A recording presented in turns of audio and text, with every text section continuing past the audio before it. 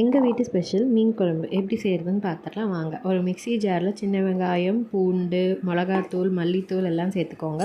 மிளகு, சீரகம் எல்லாம் சேர்த்து கூட ஒரு பழுத்த தக்காளியும் சேர்த்து நல்லா மிக்சியில் உப்பு தேவையான அளவு போட்டு ரொம்ப நல்லா ஃபைனாகவும் அரைக்காமல் கொரன்னு அரைச்சி எடுத்துக்கோங்க. இது தனியாக இருக்க ஒரு மண் சட்டியில் எண்ணெய் ஊற்றி கடுகு, வெந்தயம், சின்ன வெங்காயம் நிறைய சேர்த்துக்கோங்க. எவ்வளோக்கு எவ்வளோ மீன் குழம்புல சின்ன வெங்காயம் இருக்கோ அவ்வளோ ருசியாக இருக்கும். சின்ன வெங்காயம், கருவேப்பிலை, பூண்டு இதெல்லாம் போட்டு நல்லா வதக்குனதுக்கப்புறம் ஒரு பழுத்த தக்காளியும் சேர்த்து நல்லா வதக்கிக்கோங்க.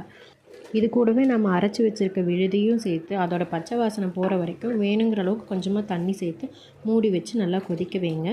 நல்லா எண்ணெய் பிரிஞ்சு வந்ததுக்கப்புறமா புளி தண்ணி ஊற்றி கொஞ்சம் நேரம் மறுபடியும் பச்சை வாசனை போனோன்னு கொதிக்க வச்சுட்டு முதல் தேங்காய் பால் கொஞ்சம் எடுத்து வச்சுக்கோங்க. அந்த தேங்காய் பால் ஊற்றி 2 மினிட்ஸில் மூடி போட்டு வச்சுட்டு மறுபடியும் உங்களோட மீன் எடுத்து போட்டு ஒரு 2 மினிட்ஸ் அந்த சூட்லேயே வேக வச்சு எடுத்திங்கன்னா கம்ம கம்மன்னு அருமையான மீன் குழம்பு ரெடி.